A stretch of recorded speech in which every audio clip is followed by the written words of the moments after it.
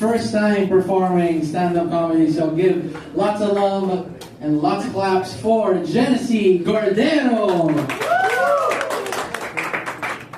Thank you so much, Sir River. Teka lang, set up ko lang itong camera ko.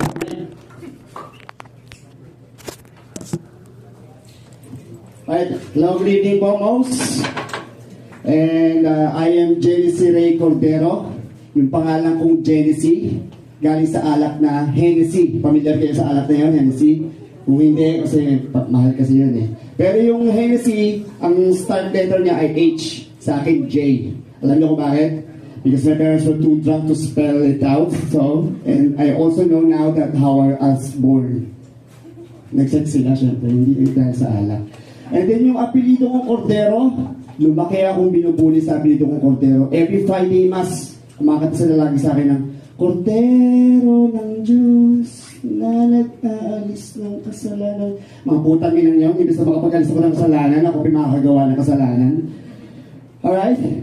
And nag-apply po pala ako bilang isang writer sa mga online shops. Kahit wala akong motor at wala akong lisensya. Kasi gusto ko lang, pagka meron akong mabentang joke, maganda ang delivery. Pwede. Gusto ko po mag-artista, kaya nag-audition ako sa isang TV commercial. Tapos pagpunta ko ron, ang daming babae. Tapos tingin sila sa akin, sabi ko, pogi ko.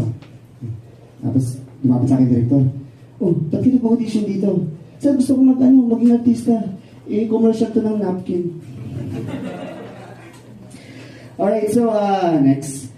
Nakipag-break sa akin yung girlfriend ko. Single ako ngayon, nakipag-break sa akin yung girlfriend ko. Nang bisperas ng bagong taon. Kaya mag-isa ako nagpaputok sa kwarto. Hindi ko nga alam kung bakit eh. Sabi nila, kamukha ko si Marvin Agustin. Dahil meron daw akong killer smile. Walang punchline yun lang yun.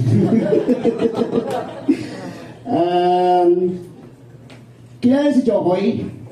Jokoy?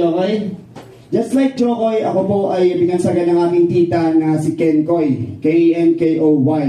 Because mahilig ako manggaya ng mga anime. And then sa fast forward po tayo, ginamit ko yung nickname ko ng Kenkoy sa cosplay. Alam niyo yung cosplay?